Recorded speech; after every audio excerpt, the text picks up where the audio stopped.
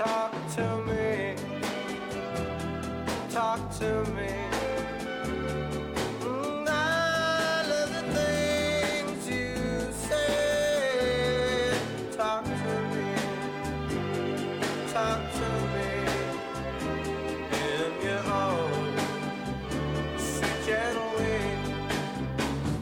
Let me hear. Yes, talk to me. That is our motto here.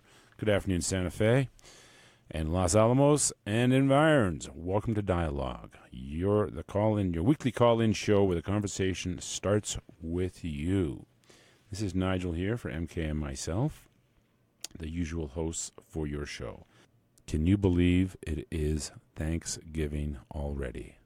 How many people? How many of you feel like it was just, I don't know, yesterday you put away the roasting pan and cleaned the dishes up?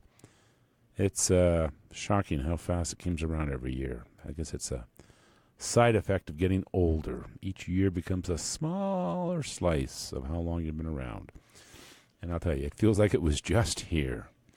Anyway, so as this is a holiday Friday coming up that the show was on, MK and myself wanted to partake in the holiday ourselves. So what we're going to be doing is we're going to be playing a previously recorded interview that MK did. Now, this is a very informative interview that was done with Robert Whitaker, who is a prize-winning investigative journalist. The information in this interview has become more and more relative with each passing day. I'm going to say now, if you or anyone you know are taking any antidepressants or similar drugs, you really should have a listen. You will find this eye-opening, maybe earth-shattering. I don't know. Maybe not. Maybe that might be a bit much, but you will definitely find it very informative and eye-opening in terms of what's going on in the pharmaceutical world. Now, because this is going to be a pre-recorded interview from before, we will not be taking any calls today. We are endeavoring to interview Robert Whitaker again in the near future. As I say, this topic will only grow in interest in the days ahead. Now, I should mention, the views and opinions expressed on this show are not necessarily those of KSFR, but of the presenters and guests themselves. I wish everyone a wonderful Thanksgiving holiday and hope we can all treat the people in our lives with the compassion, patience, and love we all want and need. Happy Thanksgiving, everyone, and let's talk next week. Bye for now. Talk to me. Talk to me. I love the things you say. Talk to me. Talk to me. In your own. And you are listening to KSFR, and I'm your host, MK. Now, I've dedicated a number of shows to a topic that I think doesn't get a lot of airtime in the media, unfortunately, not enough. And yet it's quite prevalent in our society. In fact, 42.5 million Americans suffer from this very disease, and it's called mental illness. That's right. Enduring conditions such as depression, bipolar disorder, schizophrenia. 1 in 5 adults are diagnosed with mental illness every year. So that means either someone you know or perhaps even you yourself are suffering some form of quote-unquote mental illness. So prevalent as it may be, we still don't talk about it for some reason.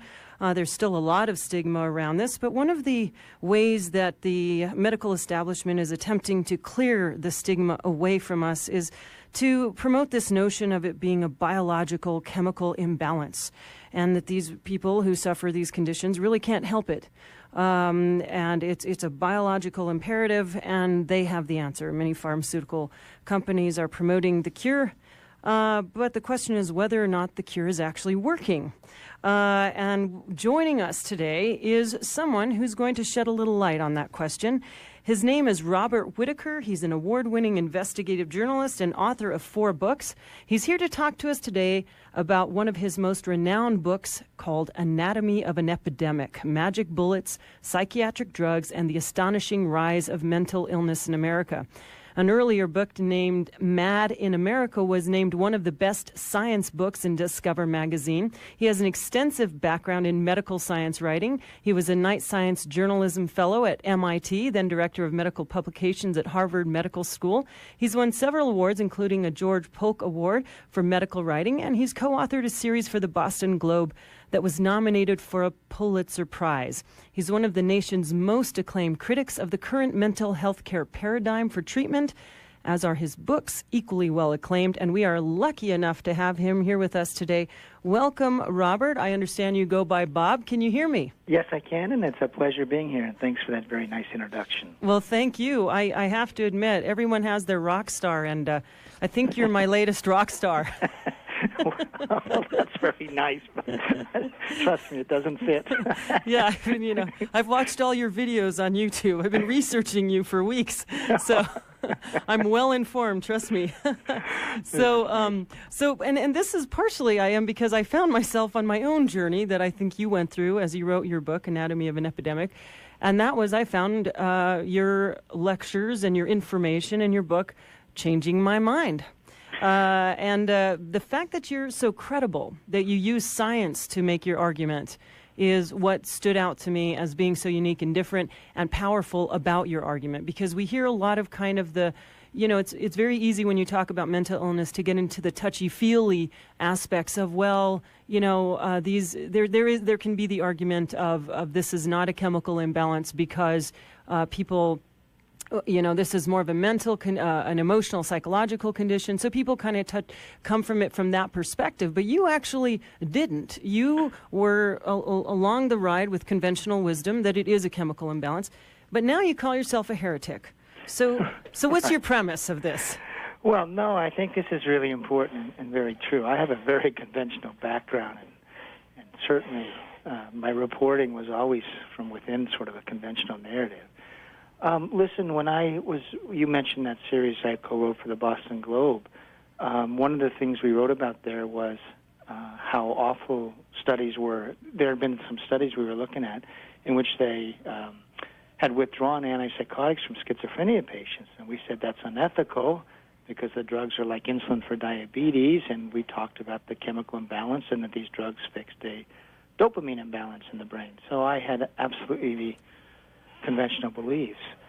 But what happened was when I began asking for if I could be referred to the studies that showed that they actually had found that people with schizophrenia had a dopamine imbalance, very quickly, and I'm talking about top psychiatrists, would tell me, oh, it's just a metaphor. And I started doing this questioning after that series ran. I said, what do you mean it's a metaphor? Yeah, especially to someone who's as involved in science as you. Yeah, and so I thought it was a literal truth. Right. They said, oh, it's just a metaphor to get people to understand that the drugs are good for them. We actually don't know the biological causes. Wow. And I was just stunned by that. And then the first time I heard it, I said, this can't be right. And so I called the second person and go, yeah, we really haven't found that these are, that schizophrenia is due to too much dopamine or depression is due to too little serotonin. And finally, I called people at a drug company, and I got into a couple of their scientists. And this drug company, which was actually marketing a new atypical, Risperdal, saying it balanced a bunch of chemicals in the brain. When I asked the scientists that had been involved in the development of that drug, they said, that's just not true. We just don't, these drugs affect neurotransmitter systems, but we really do not know the biological causes of schizophrenia. Wow. So for this, to me, was the moment, in a way, I guess I became a heretic. There were a couple other things. But from a reporter's point of view, at that moment, I felt like, listen, I had been selling the public, I had been a tool, so to speak, in telling the public a false story. Mm-hmm. And, good medicine is supposed to be founded on informed consent and an honest telling of what we know about science, what science is telling us about any claimed disease, etc. And there were two sort of emotions at this time. One is that this is a remarkable delusion that the public is now suffering from, that, of course, does help to sell drugs. Right. But I also felt a little bit of responsibility for it. We're not supposed to be, as reporters, we're not supposed to be telling our audience false stuff. We're not supposed to be passing off metaphors as scientific truth. Absolutely. Absolutely. So what did you begin to, what did your initial investigation put forth? What kind of information did you start to uncover? Well, yeah, and I just want to say one other thing that really, I also believed in this understanding that we were getting ever better at treating mental disorders such as schizophrenia, and that we had new drugs that were improving outcomes, that sort of thing. So there's this, if the long history of psychiatry is a narrative of progress.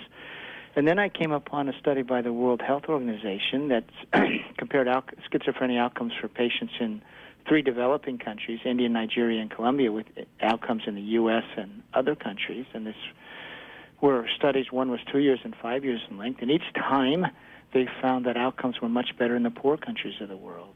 And they actually concluded that living in a developed country is a strong predictor you won't have a good outcome. And I thought, that's strange. Wait a minute. These things aren't adding up here. They're not adding up to the narrative I believed in, which was that we were making such progress in treating mental disorders, understanding the biology and the drugs very effective. And then Harvard University, just to complete this moving through the door of heresy, Harvard researchers in 1994 studied long-term outcomes for schizophrenia patients over the past century, and they concluded that outcomes had gotten worse in the last 15 years, not better, and that outcomes today were no better than they had been in the first 30 years of the 20th century. So rather than progress, they said, we're not making progress. And so this is why, I began with 2 thoughts, really. One is, why do we have this narrative of progress? Where does it come from, and what is science really telling us? Right. Just looking at that, but also then to investigate the failure. Why aren't outcomes better than they were 100 years ago? And what sort of outcomes are we getting today? Yeah. And, that actually began, as you mentioned, with a book called Mad in America, but then when we get to Anatomy of an Epidemic, the premise for that book was this, is we're using these medications more and more. People more and more, so for example, today you use the figure of 20%. That's roughly the percentage of Americans who take a psychiatric drug on a daily basis now. Yeah. So more and more people are getting treated, and yet the burden of mental illness is just soaring in our society, as measured by the number of people who aren't able to work because of a mental illness. So right. You talk about it as if we were comparing this to any other normal disease where we have cures like diabetes or polio, we would see improvement, right, in the patient. Sure, we would see also a burden of that mental illness, or that illness, on society as a whole lessen. You wouldn't see it grow. And that brings you to the question, well, what sort of long-term outcomes are we getting for people so diagnosed? Right. So what are they? Well, I'll leave it to you, because I know you know the answer to this. This is what I was really interested in investigating in Anatomy of an Epidemic. What are we seeing with people over periods of 2, 5, 10 years who are diagnosed and treated? And you have to remember, of course, in our society, we have a system for assessing the efficacy of drugs over 6 weeks, right? Right, before they get FDA approval, correct? Yeah, that's it. That's really the only mechanism we have. So in terms of looking at how you're affecting people over these longer periods of time, there is no exact, sort of requirement to even study that. But there are such studies, and there's many ways you can sort of try to answer that question. And what you find time and time again, and I know this is going to seem surprising to people, but in every disorder you look at, they run a more chronic course than they used to. The recovery rates are lower. People are much more likely to be symptomatic 5 years, 10 years out than they used to be in the pre-medicated era, or more important, that if you have a study that compares unmedicated patients versus medicated patients for whatever diagnosis, it's the medicated group that is more likely to be symptomatic at 5 years and 10 years, more likely to have disability problems, more likely to have poor functional outcomes. So you're just not seeing across these many domains that the medications on the whole are improving outcomes. Now, there are some people who do fine on the medications, but what we are talking about when we say that is what sort of are the group outcomes? And right. And in that comparison, the medicated patients regularly have a more chronic, poor functioning outcome. Yeah, and just to throw a few stats out, 30 million prescriptions written for antidepressants that happened in 1980. Now there's 250 million. Now, I mean, that's just like such an explosion. Now, that is truly an epidemic. And here's the question, sort of playing devil's advocate for a second. Well, is it really that they're not working, or is it that, what do you say to the people that say maybe it just means more people are diagnosed because now we know about this, so we're treating it, and, what's your answer to that? Well, yeah, you're right. I mean, if we go back to 1985, 1987, before Prozac, about 1% of the population was taking an antidepressant, or 1.5, and now we're over 10%. So what's happened? Well, one of the things is we just, beginning in 1980, the American Psychiatric Association redefined what depression was. So if you go back through the history of medicine, there were understood to be sort of two types of depression. There was a depression that seemed to come out of nowhere, in other words, unrelated to events in life, and also tended to persist longer. And that was seen as perhaps a biological illness. And then there was depressive episodes that were understood to be related to setbacks in life. You lose someone you care for, or you lose your job, or you're too stressed out. And that depression was never seen as an illness, but just something that, sort of a life event, and that it would pass with time. But in 1980, in DSM-3, the American Psychiatric Association characterized that second type of depression as an illness. And the minute they characterize it as an illness, you can now expand the market of saying that the drug should be the treatment for that type of depression. And that's what happened. We get Prozac, and basically we said we now have a pill for these life's ills. But if you actually look at the studies of antidepressants today, first of all, they're really not, for most people, for mild to moderate, they're no more effective than placebo. That's number one. Two, if you actually look at studies in, quote, real-world patients, because the studies that are conducted for approval of drugs are in a very select group of patients, the drugs aren't there was one NIMH-funded study in, quote, real-world patients. Only 25% of those patients even responded. And in the largest antidepressant trial we've ever had, called the STAR-D trial, in real-world patients, there were 4,041 patients who entered. At the end of 1 year, there were only 108 who were well. Only 3%. Wow. So the answer to this is there was a reconceptualization of disease in 1980, of depression, that invited a lot of people into this disease category. Right. And then this was the DSM-3, right? That said, okay, these are no longer these psychologically induced conditions, but in fact, or environmentally induced, but now they are literally brain diseases, chemical imbalances. I mean, that's when that quote-unquote narrative began, right? Exactly. Mm-hmm. Exactly. And this was the psychiatry putting a stake in the ground. We are going to say these are diseases of the brain. And here's the big problem. There was no scientific discovery supporting that. So they hadn't actually discovered, for example, that depression was due to low serotonin. In fact, the data wasn't supporting that hypothesis, and as early as 1983, the National Institute of Mental Health basically declared the serotonergic theory of the low serotonergic theory of depression dead.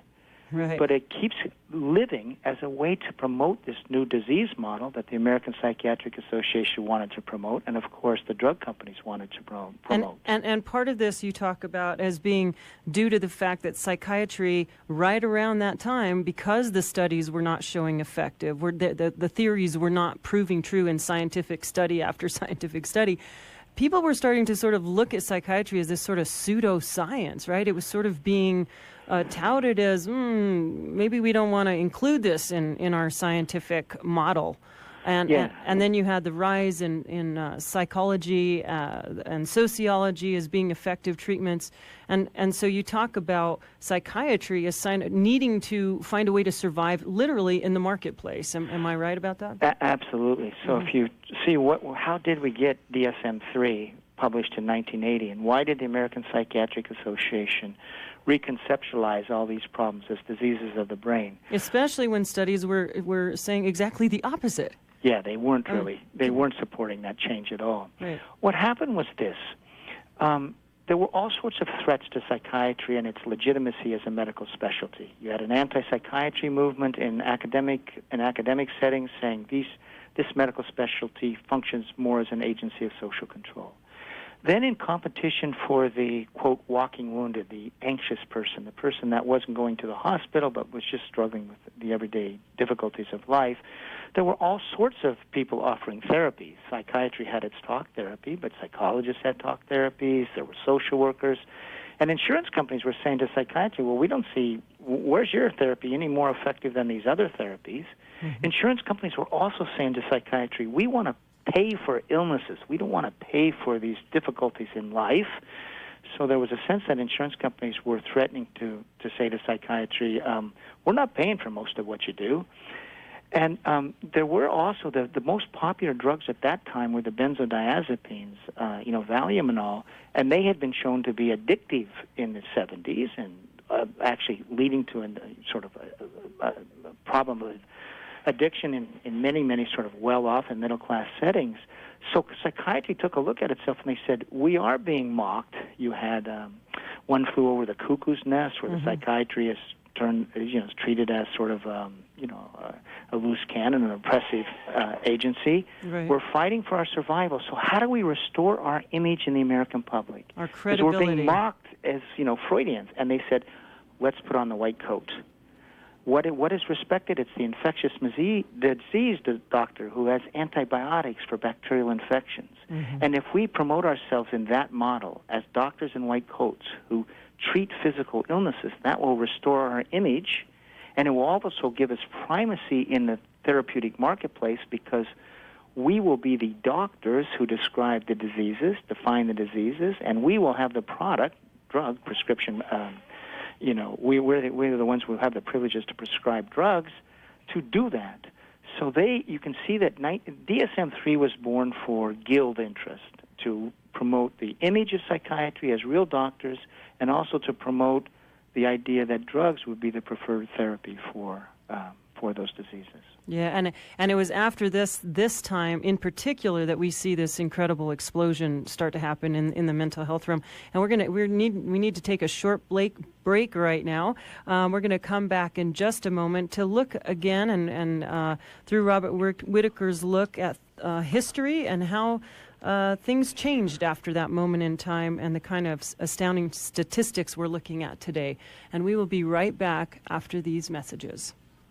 Do you have a family member or loved one coping with a serious mental illness? The National Alliance on Mental Illness Santa Fe chapter offers a free peer-led support group for family members and caregivers living with a mental illness. Learn new resources and gain insights from the challenges and successes of others in similar circumstance. Meetings are held on the first and fourth Mondays of each month. For more information, visit namisantafe.org or call 466-1668. That's 466-1668.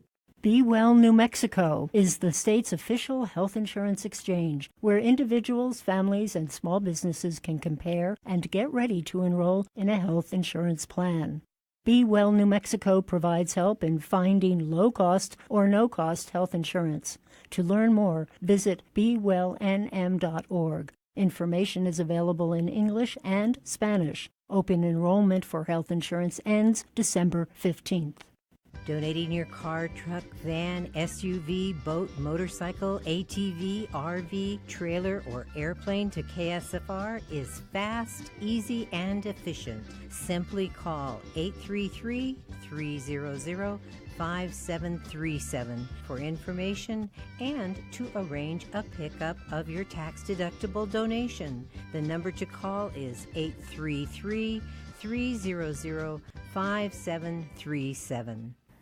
And we are back. We are joined by investigative journalist Robert Whitaker. We are talking about his book, Anatomy of an Epidemic. And we left off talking about, if you're just tuning in, the DSM and how it changed its orientation in the 1980s, DSM-3, and began to define mental illness as literally a brain disease, despite the fact that many scientific studies were not reflecting that that philosophy, and that this was in fact more born out of a marketplace need to keep psychiatry in business, basically. And so let's just briefly go through kind of what I really enjoy is this notion that you take us sort of through 1950. You started around 1955. Looking at the kind of, in fact, I'd like to share some of these statistics with the audience. But we go through three sort of eras in history: the 1955 to 1980, and then 80 to current day. And after this DSM, the DSM-3 that we're referring to earlier, in 1980, we see this huge explosion in a number of areas around mental illness. But let me just compare some from 1955. In 1955, there were 559,000 people in public mental hospitals, or 3.38 people per 1,000. In 2003, there were 5.76 million people who received either an SSI or SSDI payment and were either disabled by mental illness. And that's a disability rate of 19.69 people per 1,000, which is nearly 6 times what it was in 1955. I mean, these numbers, when you start looking at your numbers, it's just astounding. So Thorazine in the 1950s is kind of what was introduced as this answer to getting people out of the asylums, right? And sort of introduced this notion of brain chemical imbalance, but then that was disproven through studies. And then we had the 1980 DSM proclamation of it being a brain, these diseases as being a brain chemical imbalance. So let's talk about what happened after DSM. And let me throw a couple more stats out real quick here. We talk about, let's see, since 1987, the year Prozac was introduced, Prozac was touted as the first of a second generation of psychiatric medications, said to be so much better than the old.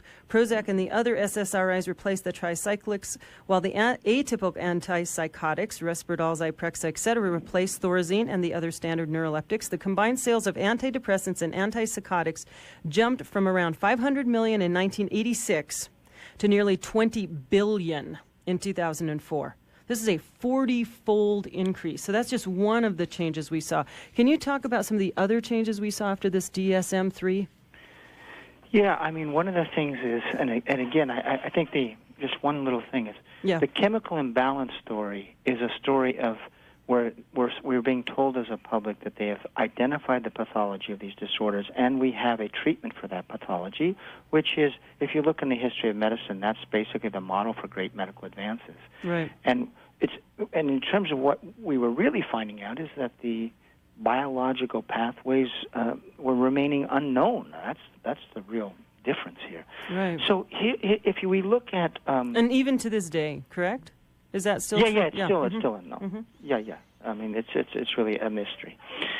I mean, there are a few other diseases like that are known to cause psychiatric symptoms. Like Parkinson's patients often do have psychotic symptoms, but then when that is happening, they're not diagnosed with a mental illness; they're diagnosed with Parkinson's disease. Right.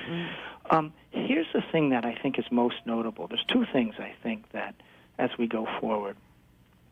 One is that if we look at what is causing that rise in disability you spoke about, it's actually not psychotic disorders. It's depression and bipolar disorder. It's the affective disorders. Mm-hmm. And this is happening in every country that has adopted widespread use of antidepressants. And it's become such a notable fact that I was actually asked to present to a work group at Parliament in the UK trying to investigate this. Why is there this correlation between the rise in antidepressants and rise in disability numbers? Right. So that's something we really need to understand, because if we go to the era before Prozac and all, depressive disorders were really understood to be episodic illnesses that would clear up with their own in the great majority of times, with time. Right. And now they've been reconceptualized as chronic diseases. And even if you go back just a little bit in terms of this huge conception of what's changed, if we go back in the pre-DSM-3 era, even psychotic disorders were often seen as episodic.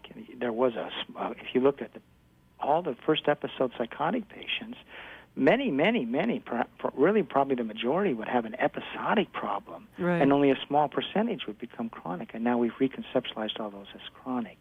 So part of there's been this change in thinking. The other real thing that you find in the medical literature, and this never appears in the public, I mean, I wrote about it in Anatomy of an Epidemic, is that as early as 1980, researchers studying the effect of antipsychotics, Thorazine, and other first generation, were worried that while they might be effective over the short term in curbing psychotic symptoms, it looked like they were causing a biological change because the brain was adapting to the drug that made people more biologically vulnerable to psychosis over the long term. And that actually is raised in 1980. And this is the moment of truth, really, for psychiatry as an institution, because this is the uh-oh moment.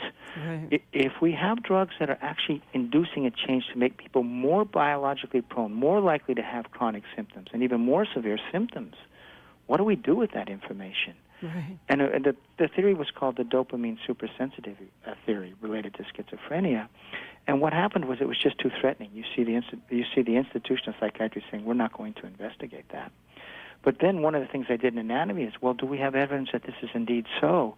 And there's a long, you mentioned about history, there's actually a long stretch of history basically confirming that hypothesis that this is the problem with psychiatric drugs, is that they perturb some neurotransmitter system, the brain then adapts to that, and in that adaptation process you end up with a brain that in fact is operating abnormally, and that seems to be the problem that leads to greater chronicity and also withdrawal symptoms when you withdraw the drug. And believe it or not, that's what people are talking about with antidepressants. You'll see researchers saying, why are we seeing such a rise in chronic depression? Right. Why are we seeing a rise in treatment-resistant depression? And you'll see very well-respected people, when they dare to speak out, saying, well, we think the problem is this compensatory adaptation. Right. But that's a part of the literature that is just hidden from the public. It's never mentioned. It's never mentioned in the textbooks. And really, I think I was the first person with Anatomy of an Epidemic to try to bring this before the public and saying, and watch how this works. You have outcomes data that causes you to worry. Why are people becoming so chronically sort of symptomatic? And then you have a biological explanation for it. Now that's at the heart of a counter-narrative that just is not told to the public. Yeah, absolutely. In fact, it may even cause the very pathology that the drugs are attempting to cure or treat. Correct? Yeah, I mean, this is the real sort of final irony. So let's just go to the chemical imbalance story we're most familiar with, and that is the low serotonin theory of depression, okay? Mm-hmm. And the way that came about was that that hypothesis came about because researchers came to understand that antidepressants up serotonergic activity in the brain, and they did so by keeping serotonin, which is that chemical messenger, longer in the gap between neurons, which serves to pass messages between neurons. So it ups serotonergic activity. So people hypothesize, well, maybe depression is due to too little serotonin. right. So they basically found that not to be so by 1983. And in 1999, just so you know, the American Psychiatric Association's own textbook declared the theory dead. They said, we're just not finding that people who are diagnosed with depression have abnormal serotonin systems before they go on the drug. Mm-hmm. Now what happens is, so say the drug, Prozac is an SSRI, selective serotonin reuptake inhibitor. It keeps serotonin longer in that gap. It's upping serotonergic activity. So what does your brain do trying to maintain its normal functioning? It dials down its own serotonergic machinery. It starts producing less serotonin, and the receiving neurons actually decrease their number of receptors for that molecule. So the irony is, before you go on an antidepressant, you do not have a known problem with your serotonergic system. But after you go on, you do. You've driven your brain into a low serotonergic state. And researchers looking at this now, trying to understand the rise of treatment-resistant depression, and also the fact that it's so hard to get off the drugs, are pointing to that mechanism as the problem. They'll say the drugs induce the opposite effect of what is originally intended. So let me ask you then why do people feel better? I mean, why do they so-called work? Or do they? I guess that's a question, right? Well, lots of people claim, though, they tout antidepressants save my life. I mean, there's lots of people out there that, right? Yeah, sure. There's Many. There's clearly many people who will give that testimony. There will also, you'll find that many people say they worked for a time and then they pooped out on me, and I began chasing, moving through other drugs and that sort of thing. Why do they work? I don't know. I mean, why do people sometimes experience that, benefit? And I think there's sort of two speculations. One is that you may indeed go into an elevated serotonergic state for a period of time, where before all these compensatory adaptations take place, and that may be experienced by some people as helpful. I do want to go back to what we see in real-world trials. Real-world trials, we see about 20. In the one trial I saw, there was about 26% of people who responded, which meaning that 76% did not get a significant improvement in symptoms. And it may be that what we tend to hear, those anecdotals through your stories about, are from that smaller segment that do respond initially well. Right, and that what we're seeing is at least the recurrence of it, a much greater recurrence. As you said, it used to be a life event, now it becomes a chronic condition. Yeah, absolutely. Right, and again, I'm just not going to be repeating. If you go back to two studies, okay, in modern times. One was a study done by the NIMH, National Institute of Mental Health, and said, what is the naturalistic recovery rate from depression today? And they said that at the end of 1 year, basically, for unmedicated patients, about 85% were well at the end of 1 year, okay? Now, if you look at, and this is in this American Psychiatric Association's own textbook, right, they'll say that by the end of only about 15% at the end of 1 year are well, and the remaining 85% are in some, sort of either having low levels of depression or even slipping into a recurrent depression. right. So you even see in their own textbooks this sense that only a small percent of people are really cured. So that's the irony, is if you really dig into the studies looking at what's happening with unmedicated patients versus medicated patients over the long term, their own studies document this chronicity. And one of the things is that, you asked about this disparity between the research literature and the anecdotal literature.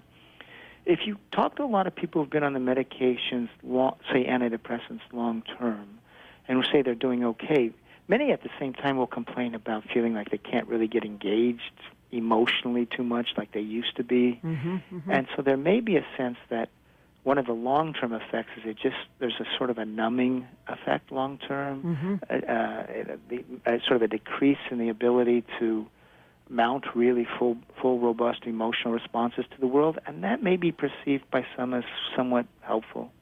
Right. And this is also part of this. Is this what you're talking about with the serotonin, how it actually responds, how the drugs respond in the brain to serotonin? This is what you refer to as oppositional tolerance, correct? Exactly. Yeah. And that's a word phrase coined by researchers, not by me. Right. And really, it comes out of even addictive medicine. Why? So, for example, with opioids, sometimes you need to increase the dosage and all. It's because the brain is becoming tolerant or used to it. Right. And so, what researchers will say in scientific terms is the brain develops this oppositional tolerance in order to maintain, quote, a homeostatic equilibrium. In other words, it's trying to maintain a normal functioning. Right. But yeah, that's the key problem that needs to be investigated. Right. The drugs clearly do induce an oppositional tolerance, and what is the effect of that oppositional tolerance over the long term on A, the chronicity of symptoms, and B, on functioning?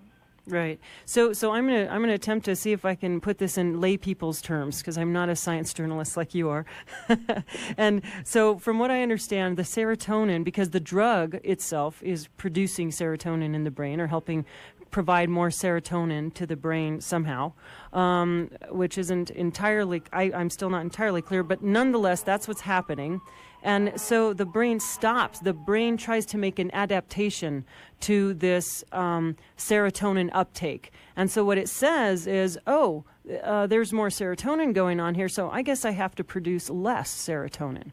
So is that sort of what Is that sort of Yeah. how it happens in very lay people's terms? Yeah, I mean, literally what the drug does, it actually doesn't cause more serotonin to be produced. It just keeps it in that gap between neurons longer than normal, and in that way increases serotonergic activity, the activity between the two neurons. Okay, and but the brain compensates for this presence of serotonin by saying we don't need as much. Exactly. Right? And so then when I go off of that drug, the brain is still thinking that it's under those conditions and can make me even more depressed, right?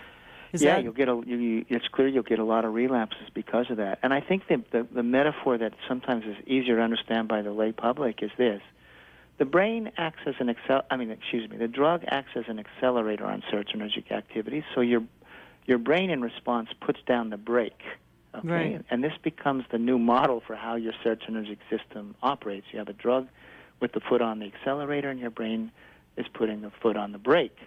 Now imagine you take away your foot off the accelerator. You remove the drug. What do you got left? Right. You're driving around with your foot on the brake. Right. So that's the problem. That's really the model to understand psychotropic drug action is there's this opposite effect. And by the way, there's a paper written by Steve Hyman in 1996 when he was director of the NIMH who outlines this process. Right, right. And this is the same with dopamine, only we're going in the opposite direction. If I'm a little manic and I'm producing too much dopamine, then the drug comes along to help quell the dopamine production. So then my body starts trying to overcompensate, produce too much dopamine. So if I come off of that drug in any way, then I'm going to have a hypermanic episode. Right? Yeah, and again, we don't really know what's happening with psychotic episodes. And again, in 2002, Stephen Hyman said there's just no evidence that the lesion in the dopamine system is a primary cause of schizophrenia. But you're exactly right. The drugs act as a brake on dopamine, and there may be some, at least in some people, sort of a temporary upsurge in dopamine during a time of a psychotic episode. But anyway, the drug acts as a brake, and your brain responds by putting on the accelerator. And at least for a period of time, the brain puts out more dopamine. And even more important, the receiving neurons actually increase their receptors for dopamine. They're trying to become extra sensitive to whatever dopamine is available. Right. And that change in the receiving neurons have traced to the problem why you have such horrible episodes when you come off, more severe episodes. It's being linked to tardive dyskinesia. And at the same time, they're saying this is why so many people end up sort of chronically psychotic on these medications. Yeah. So, I mean, this is just really scary information. Yeah, it's very, so what we find is people getting themselves sort of addicted in a sense, unable to go off. And then, of course, you find a lot of people who do go on these find them to be such a horrible experience. Sometimes they don't want to stay on it because it's very uncomfortable. And if it was any other normal disease outside of quote unquote mental illness, you would go to your doctor and say, Doc, I really don't want to keep taking this med. It makes me feel sick or sick to my stomach, and the doctor would say, well, let's try to work on something else. But it's sort of with mental illness, they get stigmatized as, well, you're just a difficult, non-compliant patient. Take your meds. And in fact, we're going to court mandate that you take these meds, whether you like it or not. And yet now we're looking at scientific evidence that's showing through your book, you show study after study that these drugs are affecting the brain in rather profound ways. I mean, even things like brain shrinkage. I mean, they have numerous documentation on incidences of brain shrinkage. Can you talk a little bit about that also? Yeah, I mean, you've just put your finger on such a huge societal problem because there are many people. I get emails every day. People want to try to come off their medications. Often they're on 5 or 6 because the response of doctors to, say, initial failure with the drug when it stops working is not to then take it away and see if people can do okay off the medication. But instead they add a second, they add a third of different classes, and they go down this rabbit hole of drugs, and suddenly 10 years later their life is a mess, and they don't know what to do. And you're absolutely right. There's something just so peculiar about this specialty of medicine that there's no effort to really help people get off the medications. And when things are going poorly, they do attribute it to the person and not to the drugs. even though science makes it quite clear that so many of these adverse events are due to the drugs. Right. So we suddenly are a society with 20% of our population on these drugs, no knowledge about how to get people off. What is the process for getting people off? We don't have any protocols for that. Right. We don't even have, places of care for that. We haven't investigated what happens to people as they come off the drug and why it's so difficult, or even if their brains reset. And as you say, there is information about antipsychotics shrinking brains over time, and that shrinkage is associated with worse functioning. So we are conducting a massive experiment with brains over time, including our children, and we don't know about getting off. We really don't know about the long-term effects on functioning, risks of early dementia, physical health. It is a massive experiment that, by all societal measures, is not ending well. I mean, look at what's happening to our kids. Something like 25 to 30% of our kids entering college now have a diagnosis. I mean, it's a remarkable change. With the corresponding prescription, by the way. Yeah. No, if you go to, we need to add the corresponding prescription. I mean, clearly, there's two people this is benefiting, this current approach, and that's the psychiatric industry as well as the pharmaceutical companies. And yet, even the pharmaceutical companies themselves have their own studies. An Eli Lilly study that you talk about on confirming brain shrinkage. I mean. And this is after only 12 weeks of exposure. Right. I mean, it's just sort of astounding. It's a huge wake-up call. And the fact that you also talk about 50% of young kids are going in, sometimes they'll go get hospitalized for having an adverse reaction to a street drug of some kind. And then they get diagnosed with some kind of mental illness. So they start to give them a drug for that. Then they start exhibiting more problems. And then, it just becomes one diagnosis after another, which gets given more and more drugs. And some of these kids are what we used to be a one-time, I partied with my friends and took the wrong drug event, is now turning you into a lifetime patient with a mental illness for the rest of your life. I mean, once these kids enter the system, isn't there a fairly large percentage of them staying in? I mean, and that's sort of another common... Yeah. So, for example, I mean, this is, again, we have a system of care and a conception of mental disorders that invites people through the door quite easily into the world of having a diagnosis and a prescription. But we haven't built any door out of that system. Right. And as you say, an initial treatment becomes a profound event. Can you and we're getting close to the end here, can you talk briefly about the bedwetting story? This is just almost too horrible to... I mean, when you get into some of the case stories where things have gone wrong, the bedwetting story was of, a young girl who was quite gregarious, outgoing, that sort of thing, but did have some anxiety problems around bedwetting. So she's going off to camp, if I remember this correctly, and she's prescribed an antidepressant that somehow this will prevent the bedwetting. And she then begins to spiral out of control. She starts to have manic episodes. She starts to become sort of violent. All, by the way, are recognized as adverse events of antidepressants, especially among the young. Mm-hmm. Something like 13% of kids of, like age 12, 13, put on an antidepressant, suffer a manic reaction. And then she goes down the rabbit hole. She ends up with a bipolar diagnosis, then schizoaffective, then schizophrenia. And by the time she gets loaded up with so much drugs, it looks like it causes a brain-damaging event. And by the time I met her, she was locked away and, at 18, 19, really lost in her world, not interacting, almost catatonic, and seen as hopeless. And so what you saw here was a gregarious girl who used to go around the neighborhood and cheerfully having a problem of bedwetting, being transformed into a lost person. Yeah, and I have to tell you, part of the reason I myself am so driven to this particular topic is because my own father was diagnosed bipolar, and after reading your book, I am absolutely convinced that he experienced exactly what you're talking about. And this was a Harvard oral surgeon, and ended up, practically catatonic at the very end of his life, and dying, of course, of adverse reactions to drugs. But here's another thing, this whole bipolar boom. 40 years ago, I just want to throw this out, 40 years ago, again, more of your information, bipolar was considered a rare disorder. 1 in 5,000 would be diagnosed. To have had a bout per year. In 2012, you have a prevalence of 1 in 50. Right. Really? Are all of a sudden overnight that many people suddenly bipolar? Is it just that? And if they are, then why are we seeing these people transfer into long-term patients that become SSI, that end up on disability? I mean, it's just it's remarkable. It's just remarkable. That's a story that really looks at why we have such a rise in disability. Right. I mean, and it really took hold in the 80s and 90s. And what you find, where are all these bipolar patients coming from? It really is an inquiry.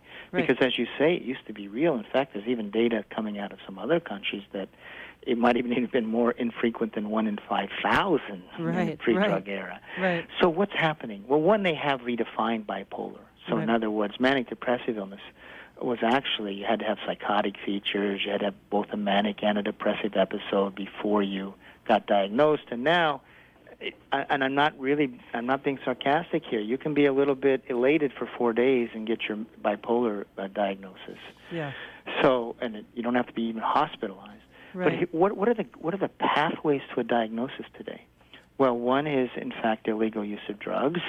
And so this is not a popular thing to say, but it's quite clear that regular use of marijuana, especially when you're young, increases your risk of moving into that category, and other illicit drugs. But also then antidepressants increase your risk of that, rather notably, at least threefold increased risk. I mean, you're talking about, with youth, something like 25% converting to bipolar within 2 to 4 years if they're placed on an antidepressant. So that's a big thing. Yeah. Stimulants, if you look at stimulants, the data on this, about 12% of kids, at least in one study, placed on a stimulant converted to bipolar within, I think it was 3 years, and that they had no, quote, bipolar symptoms before that. And then what happens once you get on, get that diagnosis today, often you're treated with a polypharmacy that includes an atypical antipsychotic. And once you're on an atypical antipsychotic and a cocktail of drugs, you're really down a path towards, a life as a mental patient. Yeah. And the data that we see clearest on this is that in 1987, there were 16,000 children younger than 18 who had received a disability payment because they were mentally ill, around 16,000. We're now at 800,000. Yeah, that's crazy. And a lot of that's bipolar, and if you look at when those kids hit age 18, two-thirds go on to adult disability. Right. So this story is the story that's not being told. I mean, we're being told that you take the drugs and life is good, and it's really not. So just we have so little time left. There's so much to talk to you about. I'd love to bring you back. Perhaps we'll do a second part 2. We may have to do a part 2 here.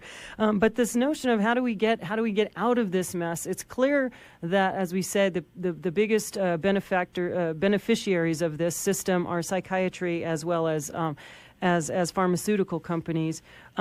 So how do we combat this?